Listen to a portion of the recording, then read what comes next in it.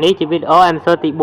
ឥឡូវនេះគឺថាភូមិរបស់ខ្ញុំត្រូវបានគេមករ៉េតហើយធ្វើឲ្យខ្ទេចខ្ទីទាំងស្រុងតែម្ដងសឹងតែ 90% ទៅហើយ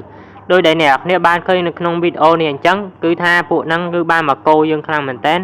ហើយនាំគ្នាមកច្រើនមែនតើដែលធ្វើឲ្យទីតាំងកន្លែងនេះត្រូវបានខ្ទេចខ្ទីខ្ទេចខ្ទាំតែម្ដងហើយក៏មានឡាវ៉ាមានទឹកអីហោះពេញមេឃតែម្ដងដោយតែអ្នកគ្នាបានឃើញអញ្ចឹងហើយពួកយើងក៏មិនចាំយូរដែរដោយសារតែគ្នាយើងគឺអត់មានណាគេត្រូវពិបាកទេគឺពួកគាត់បាននាំគ្នាស្លាស់អានក្លែមចោលទាំងអស់តែម្ដងដោយមិនខ្វល់ពីនេះទេការរ៉េតមិននឹងឡើយហើយថ្ងៃនេះគឺថាពួកខ្ញុំបានធ្វើការផ្លាស់ប្ដូរទីតាំងទៅរស់នៅកន្លែងផ្សេងហើយហ្នឹងឯងអ្នកទាំងអស់គ្នាគឺពួកយើងបានចាប់ដើមអាប់ក្រេតធ្វើភូមិម្ដងទៀតហើយវគ្គនេះដោយសារតែយើងមានបទពិសោធន៍ក្នុងការធ្វើភូមិរួចហើយអញ្ចឹងទៅធ្វើឲ្យពួកយើងងាយស្រួលនឹងធ្វើបានលឿនជាងមុនទៅទៀតអញ្ចឹងយើងនឹងថាវីដេអូនេះនឹងទៅជាយ៉ាងណាយើងមានតែចាំមើលទាំងអស់គ្នាហើយហ្នឹងឯងអ្នកគ្នាការរើសចូល team គឺនឹងខ្ញុំទៅនៅតែបន្តចឹងអ្នកគ្នាអាចធ្វើការចូលក្រុម Telegram ហើយឆានមកកាន់ខ្ញុំបានហើយមួយទៀតគឺកុំភ្លេចចុច like ក៏ដូចជា Subscribe ឲ្យខ្ញុំម្នាក់មួយផងឥឡូវនេះខ្ញុំបានចូលមកដល់ក្នុង server ហើយចឹងគេថាឥឡូវនេះគឺយើងបានពាក់កណ្ដាលវីដេអូបាត់ទៅហើយគឺពាក់កណ្ដាលពេលវេលារបស់យើងបាទដោយសារតែយើងបានលេងបានច្រើនគួរសមហើយ item យើងអត់ខ្វះទៀតទេដោយសារតែភូមិចាស់ហ្នឹងគឺមាន item មួយកណោដែលធ្វើឲ្យពួកយើងមកដល់ភូមិថ្មីនេះគឺរត់តែ upgrade បានលឿនជាងមុនទៅទៀតដោយសារតែយើងរួចរាល់នឹងមាន item ហើយឥឡូវនេះខ្ញុំធ្វើការ clear ជាមួយនឹងដីអញ្ចឹងណាហើយបន្តមកទៀតខ្ញុំបានធ្វើការ claim land ដោយសារតែខ្ញុំលេងនៅមួយគ្នាហើយខ្ញុំគឺរស់នៅផ្ទះរៀងៗខ្លួនអញ្ចឹងហើយគឺខ្ញុំបានមក claim land នៅលើភ្នំតាឯងនេះហើយសុទ្ធតែផ្ទះគេនៅក្រោមតែខ្ញុំនៅលើបាទជាមួយនឹងផ្ទះ Paroda Sensi យើងហ្នឹងហើយដោយសារតែគាត់មាន rank VIP ចឹងគាត់ claim បានលើយើងហើយគឺគាត់មាន4ឆាំងហើយចំណាយយើងគឺមានត្រឹមតែ2ឆាំងទេយ៉ាងណាក៏វាងាយស្រួលសម្រាប់យើងដែរដោយសារតែយើងនៅម្នាក់ឯង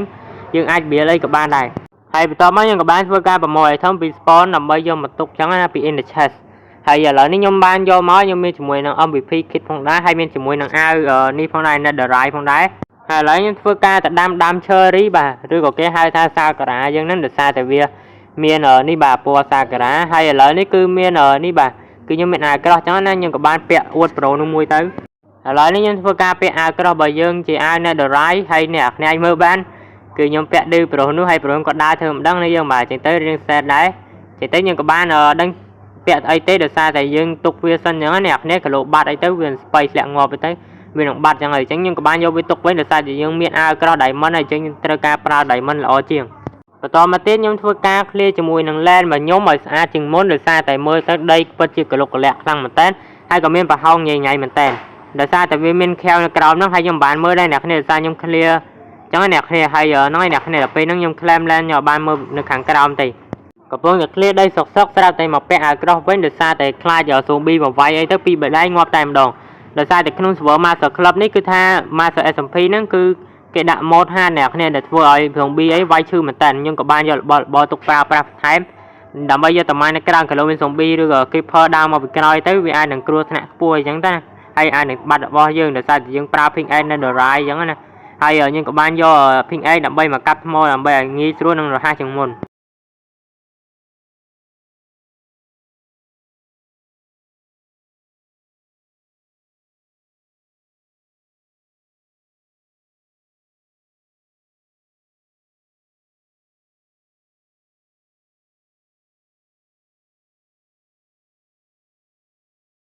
បន្តមកទៀតខ្ញុំបានធ្វើការមកមើលកន្លែង chest របស់ខ្ញុំ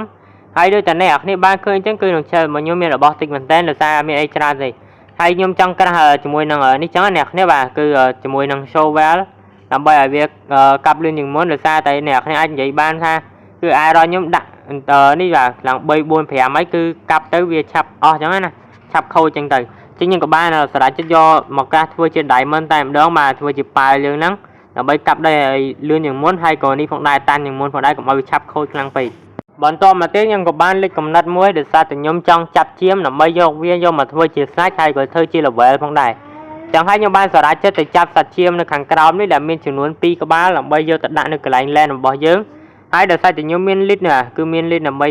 ចាប់ចឹងណាអ្នកគ្នាចឹងខ្ញុំក៏បានធ្វើការយកវាយកទៅតែម្ដងហើយដូចទាំងអ្នកគ្នាបានឃើញចឹងគឺខ្ញុំរៀបរាប់នឹងធ្វើប្រឡោះរួចទៅហើយដោយសារតែអាជាមនេះគឺវាដាច់ខ្សែអញ្ចឹងខ្ញុំក៏បានទាញវាមកឡើងតាមអីបាទដោយសារចាប់បានមួយនៅមួយទៀតអញ្ចឹងទៅហើយឥឡូវខ្ញុំធ្វើការអូសវាឡើងមកលើហើយហ្នឹងឯងអ្នកនរគ្នាការចាប់ជៀនរបស់យើងគឺងាយស្រួលមែនតើដោយសារតែយើងមានស្រូវតែយើងមានខ្សែដើម្បីទាញវាមកអញ្ចឹងទៅហើយខ្ញុំក៏បានអូសកវាចូលនៅអាប្រឡោះនេះអ្នកនរគ្នា ហើយវាក៏បានចូលដូចបំណងផងដែរហើយការម៉ាញរបស់យើងគឺនៅតែជាធម្មតាខ្ញុំធ្វើការម៉ាញដើម្បីពង្រីកបន្លោះឲ្យវាធំជាងមុនដើម្បីឲ្យឈាមនឹងវាស្រួលលោតស្រួលដើរអញ្ចឹងទៅកុំឲ្យវាចុកចង្កេះអញ្ចឹងណាអ្នកគ្នាហើយនៅអ្នកគ្នាគឺខ្ញុំអត់ដឹងថា server master យ៉ាងម៉េចទេអ្នកទាំងអស់គ្នាគឺខ្ញុំប្រាប់ spoiler ទៅចោលដោយសារតែពេលហ្នឹងគឺខ្ញុំដាក់ឈាមនឹងបានទេត្រូវអ្នកគ្នាតែខ្ញុំចុចចេញពី game ទៅគឺស្រាប់តែបាត់អាសាច់ឈាមនឹងបាត់តែម្ដងអ្នកគ្នានិយាយទៅបាត់ខ្លួនចឹងបន្តមកទៀតខ្ញុំក៏បានលក្ខឃើញវិធីសាស្ត្រក្នុងការដើម្បីឲ្យឈាមបានស៊ីហើយវាបង្កាត់កូនអញ្ចឹងទៅហើយខ្ញុំក៏បានធ្វើការយកទឹកដើម្បីធ្វើជាទឹក infinity អញ្ចឹងណាបន្តមកទៀតខ្ញុំធ្វើការស្រង់ទឹកមួយទៀតមកហើយចំនួន2ធុងដើម្បីអាចធ្វើទឹក infinity បានហើយនេះគឺជារបៀបដែលខ្ញុំធ្វើទឹក infinity អត់មានអីបាក់ទេអ្នកគ្នាគ្រាន់តែដាក់ទឹក2ធុងបែបលក្ខណៈនេះមកអ្នកគ្នាកាយមួយគ្នាមកគឺវានឹងទទួលបានទឹក infinity ហើយឬក៏ទឹក anon មកដែលមិនចេះអស់អញ្ចឹងឌូមិនចេះអស់ទេអ្នកទាំងអស់គ្នាហើយឥឡូវនេះខ្ញុំធ្វើការឡើងមកលើដើម្បីទៅយកគ្រាប់ពូជស្រូវរបៀបដាំស្រូវរបស់យើងគឺអត់មានអីបាក់ទេអ្នកទាំងអស់គ្នាគ្រាន់តែក្រាស់ជាមួយនឹងហូរមកអ្នកគ្នាយកមកដាក់មកហើយអ្នកគ្នាទៅការកាប់វាមកអ្នកទាំងអស់គ្នាប៉ុន្តែពេលនេះខ្ញុំភ្លេចយកគ្រាប់មកហ្នឹងហើយខ្ញុំក៏បានទៅយកគ្រាប់ស្រូវមកម្ដងទៀតអញ្ចឹងណាហើយឥឡូវនេះគឺថាខ្ញុំធ្វើការកាប់វាបន្តដើម្បីដាក់គ្រាប់ពូជស្រូវរបស់យើងចឹងហើយអ្នកគ្នាដោយសារយើងមាន7ជាងខ្ញុំកាត់តែ7សិនហើយដោយអ្នកគ្នាបានឃើញចឹងអ្វីដែលខ្ញុំទទួលបានគឺខ្ញុំដាក់កើតទៅអ្នកគ្នាខ្ញុំមិនដឹងថាវាកើតអីទេប្រហែលជា master គេបិទអាហ្នឹងហ្នឹងហើយទៅខ្ញុំដាក់កើតអ្នកដោយអ្នកគ្នាបានឃើញខ្ញុំខំចុចបណ្ណយគឺដាក់ទៅទេអ្នកគ្នានិយាយទៅដាក់កើតហ្នឹងចុះមកអ្នកគ្នាដាក់កើតអ្នកគ្នាកុំភ្លេចប្រាប់ខ្ញុំផងហើយវីដេអូរបស់យើងក៏មានតែប៉ុណ្្នឹងទេខ្លីៗខ្លាំងមែនតើដោយសារតែយើងមានរឿងត្រូវនិយាយទេហើយអ្វីសំខាន់គឺយើងបានភូមិថ្មីហើយអញ្ចឹងឥឡូវនេះអ្នកគ្នាបើអ្នកគ្នាចង់ join team អាច join បានអញ្ចឹងវីដេអូមានតែប៉ុណ្្នឹងទេបាយ